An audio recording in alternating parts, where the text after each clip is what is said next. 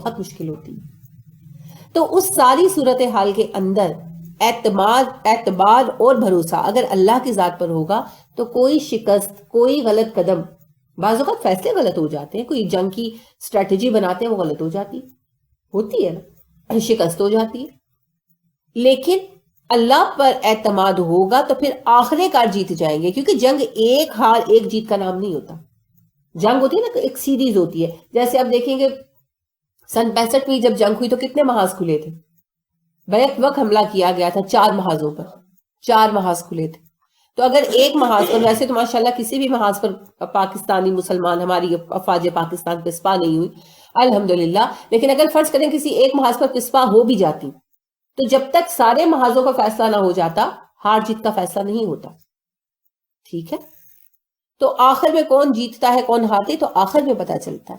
تو اعتبار اللہ پر ہوتا ہے نا تو پھر بندہ گھبراتا نہیں، پھر انسان ڈرتا نہیں. لہٰذا آپ دیکھیے کہ روم میں جب جنگ ہو رہی تھی تو جو ہرمس کے ساتھ جنگ ہوئی وہ جنگ قادسیہ، وہ آپ سمجھ لیں کہ ایک فائنل جنگ تھی. اس کے بعد پھر رومنز پیچھے ہی ہٹتے چلے گئے، ان کا زور ٹوٹ گیا. تو اس میں جو ہے 2 لاکھ فوج آئی تھی اور مسلمانوں کی فوج جو تھی اس کی تعداد 60,000 تھی. پھر وہی 1 سے 3 کا مقابلہ تھا، اور وہ بہت زیادہ اس وقت کی ایڈوانس ٹیکنالوجی کے ساتھ آئے تھے، اور پھر ان کا اپنا ملک تھا اور مسلمان پھر بھی جیتے تھے. بہت شدید جنگ، اس کے واقعات بندہ پڑھتا ہے تو حیران ہوتا ہے کہ اچھا ایسے واقعات ہوئے ہوں گے کبھی، لیکن ہوتے ہیں. تب ہوتے ہیں جب انسان مضبوط ہوتا ہے،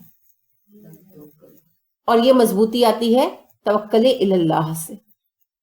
میں اللہ کے لیے کام کر رہا ہوں، مجھے اپنے رب پہ بھروسہ ہے، میرا رب جو بھی کرے گا بہتر کرے گا. اگر میں ہار بھی جاؤں گا تو اس میں بھی خیر ہوگی، اور اگر میں جیت گیا تو سبحان اللہ.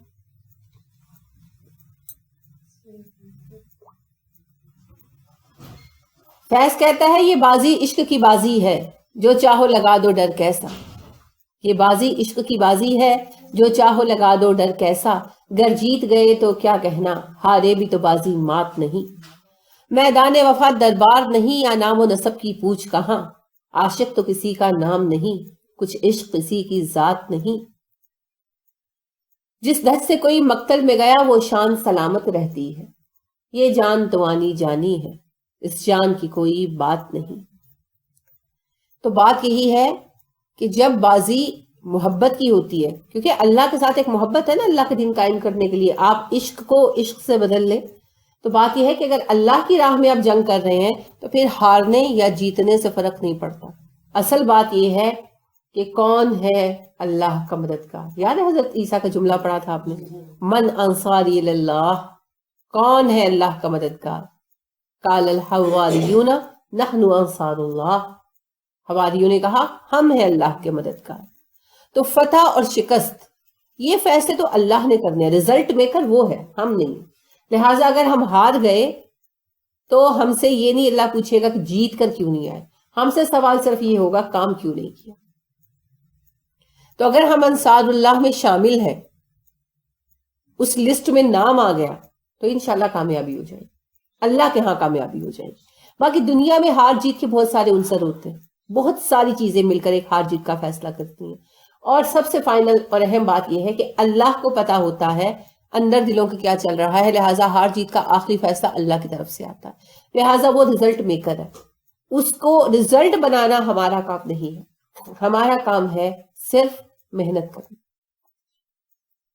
ٹھیک ہے، تو محنت پھر کرنا، اللہ کے مددگاروں میں شامل ہو جائے، اپنے حصے کا کام کر کے دے دے، باقی پھر جو ہوتا ہے وہ دیکھا جائے. یہی اس آیت کا میسج ہے. وَلَقَدْ بلا شک و شبہ نَصَرَكُمْ، مدد کر چکا تمہاری اللہ، اللہ نصرہ اس نے مدد کی.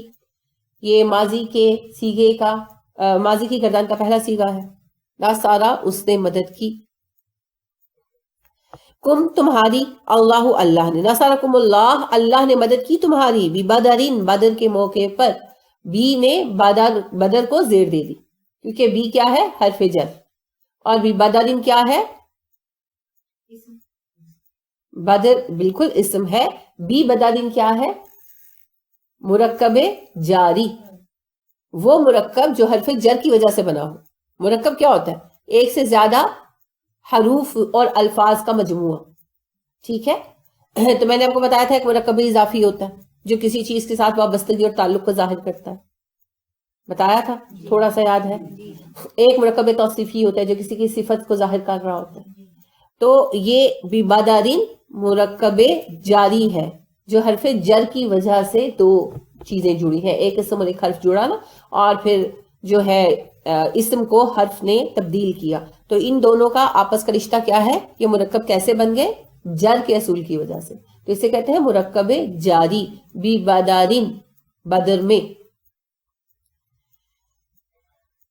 وَلَقَدْ نَصَرَكُمُ اللَّهُ بِبَدَرٍ، بلا شک و شبہ اللہ نے تمہاری مدد کی بدر کے میدان میں. وَأَنْتُمْ، اور تم تھے أَذِلَّةٌ کمزور، حالانکہ تم اس وقت بہت کمزور تھے. ذی لام لام روٹ ہے، ذل کا مطلب ہوتا ہے کمزور ہونا، قوت میں یا جسم میں کمزور ہونا، ٹھیک ہے. اور اس کا الٹ کیا ہوتا ہے؟ عز، عین زے زے، عزت. عز کا مطلب ہوتا ہے بہت قوت والا ہونا. یہ جو ہم نے بنا لیا نا، ذلیل کا مطلب ہے حقیر یا گھٹیا، اور عزیز کا مطلب ہے پیارا. یہ اردو کے معنی ہے، عربی کے نہیں، ٹھیک ہے. تو یعنی اس آیت کو لے کر بڑا لوگ جو ہے ترجمے پہ رولا ڈالتے ہیں. نہیں، اذلہ بالکل واضح لفظ ہے اور یہ مبالغے کا صیغہ ہے، بہت کمزور ہونا، ٹھیک ہے. قرآن کی جب آپ ٹرانسلیشن کرتے ہیں یا چیزیں دیکھتے ہیں تو عربی کے مفہوم کو دیکھتے ہیں، اردو کے نہیں دیکھتے، کیونکہ اردو میں بہت ساری چیزیں تبدیل ہوئی ہمارے ماحول میں آ کر. تو اردو میں ذلیل کا معنی لیا جاتا ہے گھٹیا ہونا، وہ اردو کا معنی ہے، عربی کا نہیں ہے. عربی میں ذلیل سے مراد ہے کمزور آدمی یا کمزور جماعت. اگر جماعت کمزور ہوگی تو پھر وہ اسباب کے اعتبار سے کمزوری ہے، اور اگر فرد کمزور ہوگا تو فزیکل ہوگا، ٹھیک ہے. اور اس کا الٹ کیا ہوتا ہے؟ عز، جسے آپ لفظ عزت اور عزیز بناتے ہیں. تو عز کہتے ہیں بہت شدید قوت کو، بہت شدید مضبوطی کو. تو جو کسی کو پناہ دینے والا ہو نا، وہ اس کا عز کہلاتا ہے. قوت والا پناہ دے گا نا کسی کو، تو جو ایک دوسرے کو پناہ دینا، وہ کہتے ہیں کہ وہ اس کا عز ہے، ٹھیک ہے. تو عزا کہتے ہیں شدید قوت کو. تو اللہ نبی کریم کے لیے آتا ہے نا بار بار، ان اللہ قوی عزیز، اللہ بہت قوت والا ہے، بہت غلبے والا. تو عزیز کا مطلب آپ نے کہیں پیارا پایا قرآن میں؟ ہمیشہ غلبے والا پایا، کیونکہ عز کا مطلب ہی یہ ہے. یہ الٹ ذل کا ہے، اور ذل کا مطلب ہے کمزور، ٹھیک ہے. میری ایک اسٹوڈنٹ ہے، بڑی اچھی اسٹوڈنٹ ہے. تو وہ کہنے لگی کہ میرے بھائی آئے، تو میں نے بات ان کو بتایا کہ میں قرآن پڑھ رہی ہوں. تو انہوں نے کہا کہ اچھا قرآن لے کر آؤ. انہوں نے پوچھا کہ کسی بدعقیدہ کے پاس تو نہیں پڑھ رہی؟ تو کہتی نہیں، میں تو اتنے عرصے سے پڑھ رہی ہوں، تو میں نے تو کوئی بری بات نہیں دیکھی. تو ان کے بھائی کہنے لگے اچھا قرآن پاک لے کر آؤ. تو قرآن پاک وہ لائیں، تو انہوں نے کہا تھا بغیر ترجمے کے ہو، بغیر ترجمے کے لائیں. تو انہوں نے یہی آیت کھول کر سامنے رکھ دی اور ان سے پوچھنے لگے کہ کہنے لگے اس کا ترجمہ سناؤ. تو میں تو الحمدللہ ترجمہ اسی طرح پڑھاتی ہوں کہ تم کمزور تھے، ہے بھی یہی، یہ نہیں کہ میں پڑھاتی ہوں، ترجمہ ہے ہی یہ. تو انہوں نے اسی طرح پڑھ کر سنایا. تو ان کے بھائی کہنے لگے کہ ہاں تم ٹھیک یعنی بندے سے پڑھ رہی ہو، ورنہ نا یہ جو ہے نا لوگ اس کا ترجمہ غلط کرتے ہیں. دیکھیں پتہ کیا ہے، یہ لسانی غلطی ہے. اگر کسی نے اس کا ترجمہ ایسا کر دیا نا تو یہ لسانی غلطی ہے، لوگ زیادہ جانتے نہیں ہیں. عربی الگ زبان ہے، اردو الگ زبان ہے. تو ہر چیز پر کافر کے اور گستاخ کے فتوے لگانے سے بہتر ہے کہ ایک دفعہ بیٹھ کے ڈسکس کریں. کیا اگلے کا علمی لیول اتنا ہے کہ اس کو پتا ہے؟ اگر نہیں ہے تو اس کو بتا دیں، بجائے اس کے کہ نفرت کا ایک اور طوفان کھڑا کریں. رسول اکرم صلی اللہ علیہ وسلم نے جب یمن کا حاکم بنایا حضرت معاذ رضی اللہ عنہ کو، تو کیا نصیحت کی تھی؟ یاد ہے کسی کو؟ ہاں وہ تو لمبی بات ہے نا، آخر میں ایک نصیحت کی تھی، یسروا ولا تعسروا فبشروا ولا تنفروا. نصیحت یہ کی تھی، آسانیاں دینا، مشکلیں مت پیدا کرنا، خوشخبریاں سنانا، نفرتیں مت بڑھانا. نفرت بڑھانا بہت آسان ہے، اس نفرت کی آگ کو سمیٹنا بہت مشکل ہے. تو لہٰذا جب آپ کسی کی غلطی کا سنیں تو پہلے تحقیق کریں. ہو سکتا ہے اگلے کا علمی لیول ہی اتنا نہ ہو سکتا ہے اس کو پتا ہی نہ ہو سکتا ہے زبان سلپ ہو گئی ہو، سلپ آف ٹنگ بھی تو ہو سکتا ہے، انسان ہے نا. لہٰذا پہلے تحقیق کر لیں، پھر بعد میں بات کریں. تو بعض اوقات باتیں غلط ہو جاتی ہیں اتفاقاً. ہر بات کو مسئلہ نہیں بنانا چاہیے، مسئلہ حل کرنے کی کوشش کریں. ٹھیک ہے، مصالحت کروانی چاہیے نا. تو مصالحت کس سے بنتی ہے؟ مصالحت کا لفظ کس سے بنتا ہے؟ صلح سے. اور صلح سے کیا بنتا ہے؟ صالح. تو اللہ رب کریم صالح ہونے کا تقاضا کرتے ہیں نا آپ سے، کرتے ہیں نا. تو اللہ رب کریم نے کہا نا جو توبہ کر لے وہ اصلح اور اصلاح احوال کر لے. تو اصلاح مصالحت ایک ہی بات ہے. تو پھر اصلاح کیسے ہوگی؟ کوئی اصلاح کرائے گا تو ہوگی نا. تو اصلح کا کام کیا ہے؟ مصالحت کرانا، معاملوں کو حل کرنا. جھگڑے ڈالنا تو بہت آسان ہے، وہ تو فوراً پڑ جاتے ہیں. جھگڑوں کو ختم کرنا بہت مشکل. الجھاؤ آسان ہے، سلجھاؤ مشکل ہے. اسی لیے اصول ہے کہ جو سلجھاؤ کرنے والے ہوں انہی کو دنیا کی حکومت دی جاتی ہے، چاہے وہ غیر مسلم بھی ہوں. جیسے آج دنیا میں سلجھاؤ پیدا کرنے والی اقوام جو ہے وہ مغربی اقوام ہے، تو پھر انہی کو جو ہے نا یہ ملی ہوئی ہے حکومت. اور ہم چیخ رہے ہیں بیٹھ کر جی مسلمان تو ہم ہیں، مسلمان تو ہم ہیں. ہم تو اپنے معاملے نہیں سلجھا سکتے.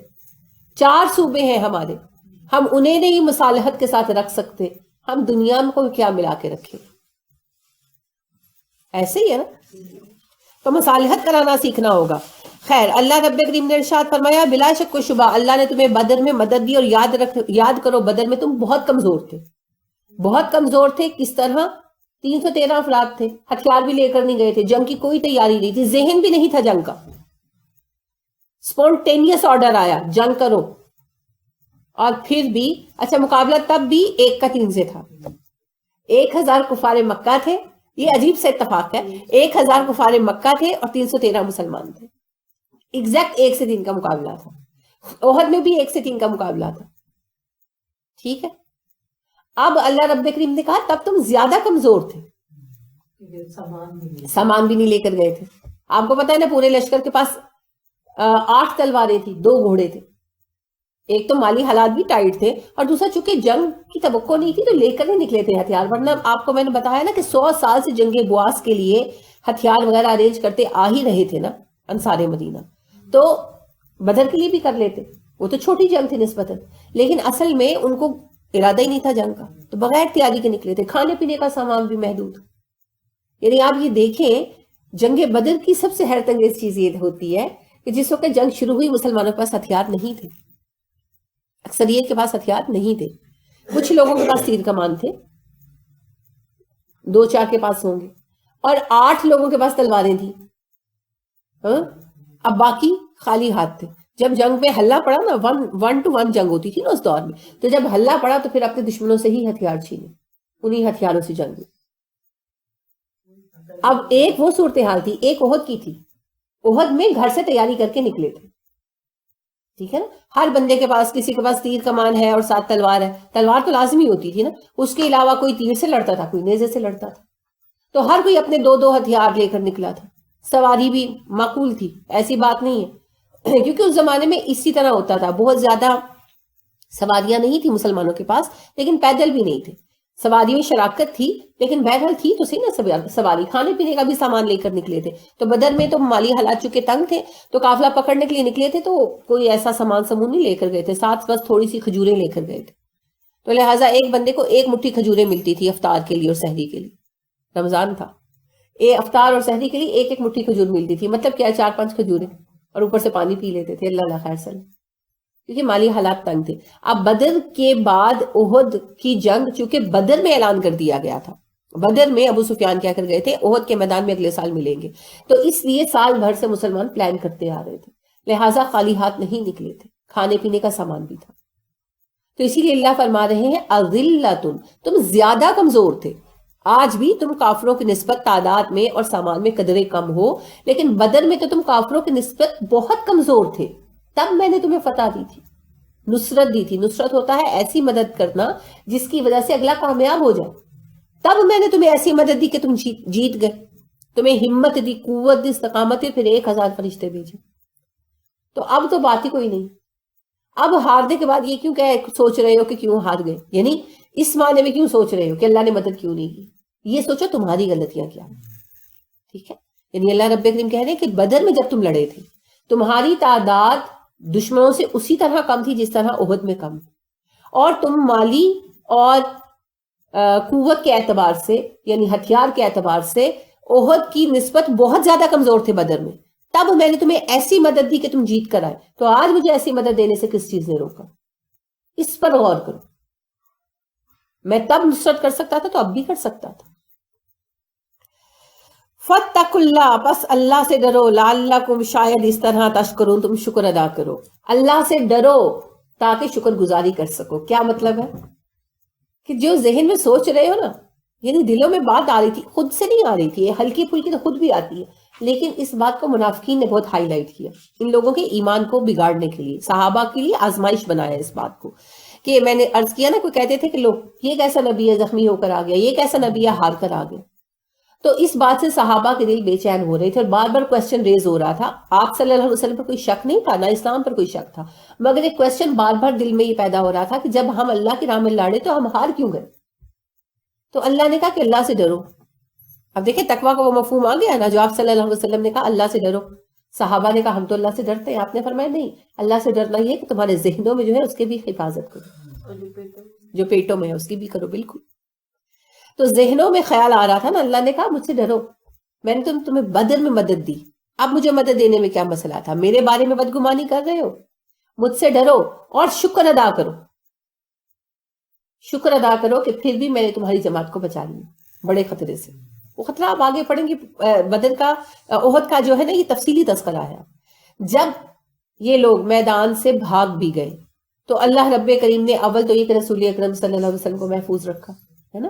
اگر آپ صلی اللہ علیہ وسلم اس وقت شہید ہو جاتے تو جمعیت ایک دفعہ منتشر ہی ہو جاتی، پھر پتہ نہیں کیا سین ہوتا، لیکن اللہ رب کریم نے رسول اکرم صلی اللہ علیہ وسلم کو محفوظ رکھا، پھر ان کو بھی پلٹا کر لائے۔ ایک دفعہ بھاگے ضرور تھے مگر کوئی بھاگا رہا نہیں، سب واپس آئے، ایک صحابی ایسا نہیں آپ کو ملیں گے جو اپنے گھر جا کر بیٹھ گئے اور واپس نہ آئے، سب واپس آئے، اور پھر اللہ نے کامیابی بھی دی، فائنلی مسلمان ہی غالب رہے، مگر وہ جو ایک باوقار فتح ہوتی ہے نا وہ نہیں رہی۔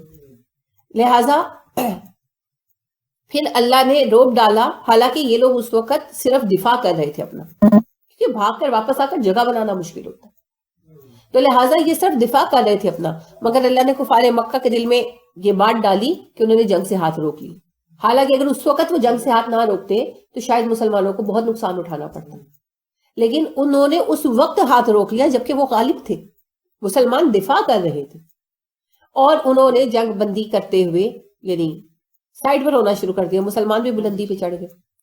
تو پھر ابو سفیان یہ اعلان کر کے کہ اگلے سال بدر کے میدان میں جنگ ہوگی چلے گئے، اور مسلمانوں نے ان کا تعاقب کیا اگلے دن، ٹھیک ہے؟ یہ سارا واقعہ آپ آگے پڑھیں گے، کیونکہ وہ پلان کر رہے تھے مدینہ پر حملے کا، تو اللہ رب کریم نے یہ اطلاع رسول اکرم صلی اللہ علیہ وسلم کو دے دی، اور آپ صلی اللہ علیہ وسلم نے بدر کی جنگ جس دن ہوئی رات گزار کر اگلے دن کفار مکہ کے تعاقب میں دوبارہ نکلے صحابہ کو لے کر۔ تو پھر ایک تو اس طرح دیکھیں نا، پوری طرح اس کو شکست نہیں کہا جا سکتا، جی احد کے دن۔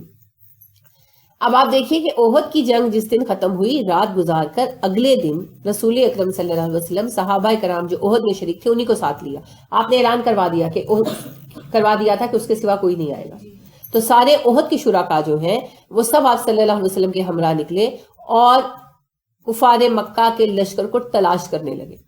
تو کفار مکہ کو اطلاع مل گئی، کیونکہ قبیلے تھے نا، ان کے حامی قبیلے بھی تھے، انہوں نے اطلاع دے دی، تو پھر یہ خیمے اکھاڑ کر، بلکہ یہ بھی اللہ کی طرف سے فضل تھا کیونکہ صحابہ نکلے تو تھے مگر سب زخمی تھے۔ انہوں نے اپنا جاسوس بھی تو نبی پاک صلی اللہ علیہ وسلم نے بھیجے تھے نا وہاں پر ایک آدمی جنہوں نے ان میں انتشار پیدا کیا تھا، نہیں وہ خندق کا معاملہ ہے، وہ خندق کا معاملہ ہے، یہ بنو خزاع کے رئیس تھے، انہوں نے جا کر بتایا تھا کہ معبد خزائی ان کا نام تھا، انہوں نے جا کر بتایا تھا کہ ابو سفیان کو کہ مسلمان تمہاری جستجو میں آ رہے ہیں، تو ابو سفیان پہلے تو حیران ہو گئے، پھر اللہ نے دلوں پر ایسی ہیبت ڈالی کہ پھر یہ بھاگ اٹھے، کیونکہ اگر جنگ دوبارہ ہوتی تو مسلمانوں کے لیے بہت بڑی آزمائش ہو جاتی، مسلمان آلریڈی شدید زخمی تھے، مگر اللہ نے فضل یہ رکھا کہ وہ لوگ رکنے کی بجائے گھبرا کر بھاگ کھڑے ہوئے، اور جب وہ لوگ بھاگے مسلمانوں نے تعاقب، آپ صلی اللہ علیہ وسلم رکے نہیں، آپ نے تعاقب جاری رکھا، 3 رات ان کے تعاقب میں مسلمانوں نے سفر کیا.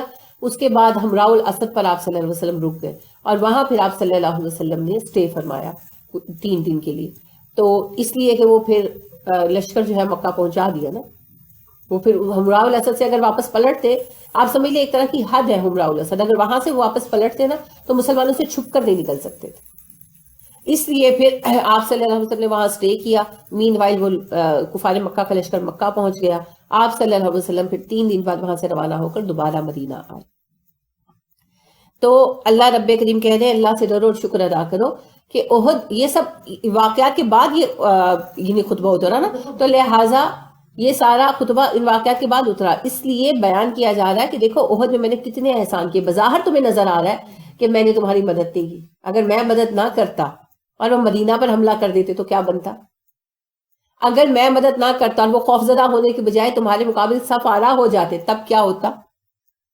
کون کون سا احسان ہے جو میں نے بدر میں تم پر نہیں کیا، سوری احد میں نہیں کیا. تو لہٰذا احد کی جنگ میں ایسی کوئی بات نہیں کہ میں نے تمہاری مدد نہیں کی. ہاں، احد کی جنگ میں مسلمانوں کو وقتی شکست کا سامنا کرنا پڑا. کیوں کرنا پڑا؟ وجوہات ہم آگے پڑھیں گے، لیکن اس کا سب سے اہم مقصد یہی تھا کہ مسلمانوں کو یہ میسج دے دیا جائے کہ جب تک جنگ کے اسلامی قوانین کی پابندی نہیں کرو گے تم باوجود میرے خلیفہ ہونے کے کامیاب نہیں ہوگے. لا از لا فار ایوری ون. جو قانون عام بندے کے لیے ہے وہی قانون حاکم وقت کے لیے. لہٰذا جو قانون اللہ نے دنیا میں بنا دیا ہے وہ سب کے لیے یکساں ہے، اور ہمارے لیے تو زیادہ، کیونکہ ہم تو ماننے والے. تو جب تم قانون کی پابندی کرو گے تب کامیاب ہوگے. اس خوش فہمی میں مت رہنا. دیکھیں 2nd وار تھی مسلمانوں کی، پہلی جنگ بدر تھی نا، اور دوسری احد. دوسری جنگ میں ہی پیغام دے دیا تھا اللہ نے، واضح دے دیا تھا جب تک میرے طریقے پر نہیں چلو گے میں کامیابی نہیں دوں گا. میری نصرت مشروط ہے تمہاری اطاعت کے ساتھ. کیا ہے یہ پیغام؟ آپ نے پڑھا سورہ بقرہ، بنی اسرائیل کو کیا کہا تھا اللہ نے؟ بتائیں، آیت بتائیں. نہیں بتائیے اللہ تھی، ٹھیک ہو گیا. ہاں وہ ٹکڑا لائے نا، صحیح بول رہی ہیں آپ، اعتماد سے بولیں.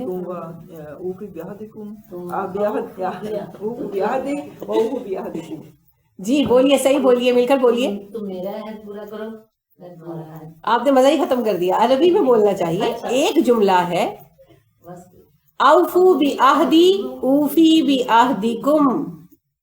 تم میرا وعدہ پورا کرو تب میں تمہارا وعدہ پورا کروں گا. تو اللہ کی نصرت مشروط ہے بندوں کی اطاعت کے ساتھ. اوفو بعہدی اوفی بعہدکم، یہ میسج ہے، اس کو بھولنا نہیں ہے. اس آیت کے اس ٹکڑے کو یاد کر لیجیے. یہ پوری زندگی کا آپ کا جو ہے نا ایک رہنما اصول ہے. گھروں میں نا بڑا بڑا لکھ کر لگا دیں. آپ کے بچے، آپ کے شوہر دیکھیں، ہر کوئی یہی شکوہ کرتا ہے جی اللہ ساڈے تے رحم نہیں کرتا، میں ہی رہ گیا سا، مینوں ہی یہ مسئلہ آنا سی، میرا ہی بچہ مرنا سی، میرا ہی کاروبار ڈوبنا سی، میرے دی بیماری آنی سی.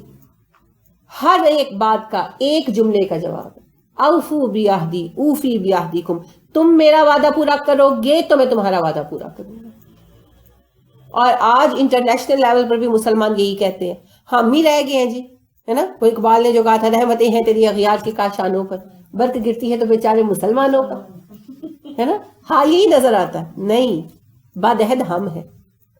ہم بدعہد ہوئے تو اللہ رب کریم نے قانون کے مطابق فیصلہ کیا.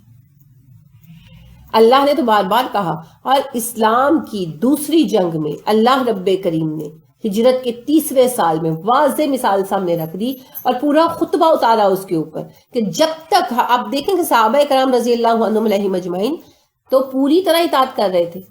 ایک بات میں غلطی کی، اللہ رب کریم نے اس غلطی پر بھی ان کو سپیئر نہیں کیا. وہ غلطی آپ پڑھ لیں گے بھی، ٹھیک ہے، میدان جنگ میں ان سے غلطی ہوئی، اللہ نے سپیئر نہیں کیا. اور اللہ رب کریم نے وضاحت کر دی اس بات کی کہ جو تم کہہ رہے ہو کہ میں نے تمہاری مدد نہیں کی، مدد تو میں نے بہت کی، بہت بچایا تمہیں. ہاں تمہیں کامیابی والی وہ عظیم فتح نہیں ملی، اس کا سبب تم ہو. تو جب تک تم میری بات کو پورا نہیں کرو گے میں کامیابی اور فتوحات نہیں دوں گا. تو پھر میسج وہی ہے اوفو بیہدی اوفی بیہدی. یہ بات سمجھ میں آ گئی؟ اب انشاءاللہ آگے پڑھیں گے. بہت خوبصورت قصہ ہے. قرآن کے وہ مقامات جن کے ساتھ مجھے بہت محبت ہے ان میں سے ایک مقام. اللہ کا اتنا فضل نظر آتا ہے مومنوں پر اور اتنے پیار سے اللہ ٹیچ بھی کر رہے ہیں اور اللہ ساتھ ساتھ اتنے محبت بھرے انداز میں یہ بتا دیں کہ تمہاری غلطی کے باوجود دیکھو میں نے تمہیں یہ بھی دیا یہ بھی دیا یہ بھی دیا، کہ اللہ اپنے بندوں کی غلطیاں کیسے نظر انداز کرتے. یہ بھی ہے اس میں. اور پھر صحابہ کی وفاداری، ان کا خلوص، ان کا عزم، وہ بھی اس میں بہت وضاحت سے نظر آتا ہے. تو بہت ہی خوبصورت تذکرہ ہے. انشاءاللہ اللہ کے فضل سے کل آگے پڑھیں گے. سبحانک اللہم و بحمدک و نشہد ان لا الہ الا انت و نستغفرک و نتوب الیک. السلام علیکم و رحمۃ اللہ وبرکاتہ.